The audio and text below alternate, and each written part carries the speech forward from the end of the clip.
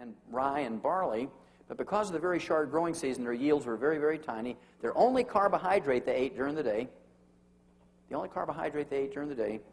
was a little tortilla, one tortilla a day. Little tortilla, little round flatbread. That was it. No other carbohydrate. The majority of their food was goat and lamb and mutton and camel and things like yak and rabbits, and they'd get some wild sheep and goats in the area. They'd eat chickens and eggs. They didn't have fish in those areas. They were too high up for fish. And so they cooked in butter. They used milk and cheese and yogurt. They could store dairy protein as cheese and yogurt. And that was it. They had a little garden. They grow a little bit of cabbage and tomatoes. Nothing else. They would also take the wood ashes from their fires, their cooking and heating fires, and put it in their gardens. How many of you ever put wood ashes from a fire into your garden? Yeah. This is a very old European and Asian custom, and somehow somebody learned that by putting the wood ashes from your fires into your gardens, it increases the yields and makes the food taste better and so forth. Well, it turns out the wood ashes are the minerals that are left when you burn away the carbon in the wood. So now I had not only an animal model, but a human model. They had a renewable source of minerals in their food. They were on a low-carbohydrate diet. And to me, it seemed it explained why they lived to be a ripe old age and were very productive. I also began to collect birthday announcements and obituaries of people who lived to be 100. I wanted to see really what happened to people when they lived to be 100. So I'll show you a few. Ralph Charles from Somerset, Ohio, about in the middle of the state, back in October of 1999, turned 100, and they had a nice little newspaper article about him and told his story. And the fascinating thing to me about Ralph Charles was that at age 100, he was still piloting charter flights and paying passengers around the central part of the United States. He used his single-engine Aranca aircraft. He didn't have any restrictions on his health papers or his license. Now, to me, he doesn't look like what you would expect a decrepit 100-year-old to look like. To me, he's very vibrant. He looks like he's maybe in his late 70s or early 80s, and he's 100 years old and still piloting. I mean, you can imagine if he had Alzheimer's disease, he'd get up there and he'd say, "Excuse me, ma'am, where are we going?" That'd make you nervous, wouldn't it? But he didn't have those problems, obviously. For you ladies, I'm going to throw in Connie Douglas Reeves. Back in September of 2002, she turned 101. When she turned 101, September 26, 2002, she was inducted into the Cowgirl Hall of Fame, and her personal motto was, "Always saddle your own horse." And to me, she looks like one of those feisty little people that wouldn't listen to a doctor. You know, she's got her thumbs in her belt, she's got her shoulders back, her chin's out. You can just imagine a doctor saying to her, "Look, Connie, you're 101 years old now. It's time to give up salt. We got to worry about your blood pressure. It's time to give up eggs and butter. We got to worry about your cholesterol." And she's going to say, "Well, up yours, doc, and I've been eating salt and butter since before you were born and eggs before you were born. I'm not going to give that up." You can just see her. She is not a shrinking violet. For those of you that are a little more genteel, in May of 2001, this fellow here, Harold Stilson from Deerfield Beach, Florida, turned 101, went out and played golf for his birthday, and he hit his 6th hole-in-one at 101. Now, you have to have a strong grip. You have to be able to see 108 yards. You know, you have to have good eye-hand coordination. You have to have good memory. You can't have Alzheimer's disease. You can imagine getting that golf club up there and saying, "Is this baseball? I mean, what am I doing here?" Right? And so he's color coordinated. It doesn't get any better than that for 101 years old. I think he looks pretty good for 101.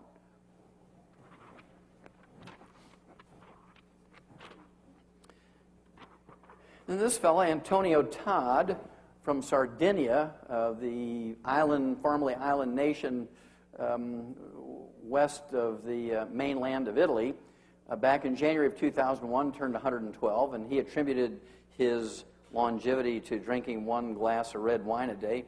There's a certain amount of validity to that because in the red wine there are these antioxidants that we know reduce your risk of heart disease and cancer. But you can get those same antioxidants in fruits and vegetables, so you don't need to drink the wine necessarily.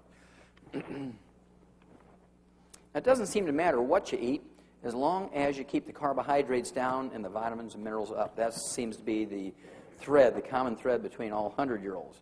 I'll show you an example.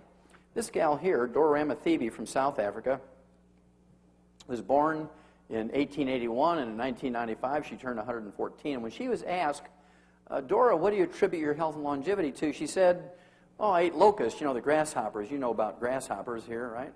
Pumpkin seeds, tortoise meat, wild herbs, dried fruit, and a cup of coffee. You notice it doesn't say bread.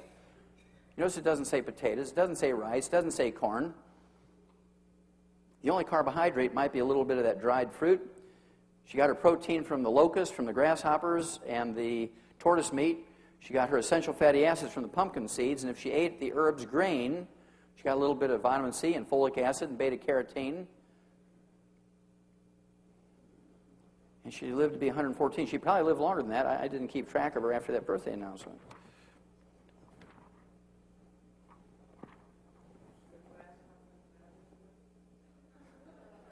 Yeah, crickets won't work. Okay. February 15th, 2003. This gal here, Maddie Owens, 119, died at age 119, and she grew up in South Carolina. And apparently, when she was born in 1883, she was still working in the cotton fields. Owens told her family of her hard work in the cotton fields. I guarantee you that she didn't have vaccinations. I guarantee you that she didn't have antibiotics. I guarantee you she didn't have 3 good square meals a day. But I'll bet you, because I spent a lot of time in Africa, 2 years in Africa, and I know what they did with their wood ashes from their cooking fires. They always put it in their gardens, even in Africa, for their cabbage and their tomatoes and beans and so forth. And so I bet that her parents put the wood ashes from their cooking fires into the gardens. And one of my favorite birthday announcements goes back to 1995. This was a birthday announcement for Jean Calment from France. And she was documented by the Guinness World Book of Records being the oldest living woman at the time. There was more than 200 women who claimed to be older than she, but they didn't have the paperwork to prove it.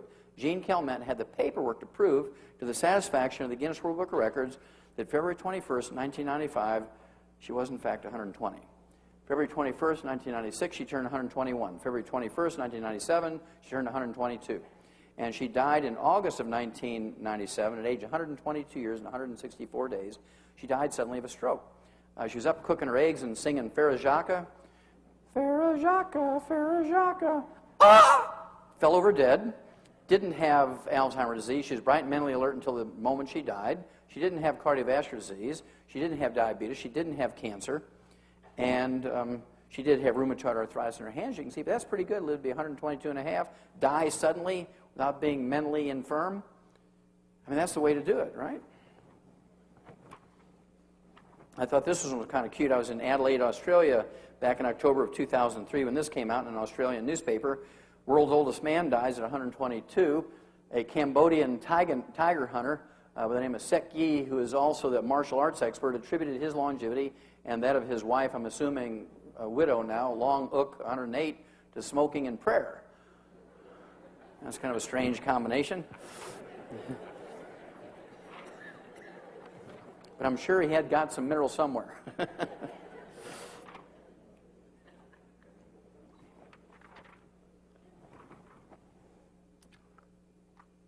Again, this is an Australian newspaper. It came out in March of 2003. A Brazilian believed to be the world's oldest woman died at age 124. Maria Etelvina dos Santos died of a stroke. Her birth certificate says she was a descendant of African slaves born in July of 1878. Do you think she got vaccinations and antibiotics? You think she had 3 good square meals a day? No, she was born in a straw hut caulked with cow dung. And probably led a pretty miserable life as she was growing up. But I guarantee you they put their wood ashes from their cooking fires into the gardens. They didn't have doctors, and they didn't have hospitals and clinics, and they didn't have pharmaceuticals. And yet she lived to be 124. I'll give you 2 more, then I think you'll get the idea, and then we'll move on. But I think these are interesting, and they all tell stories.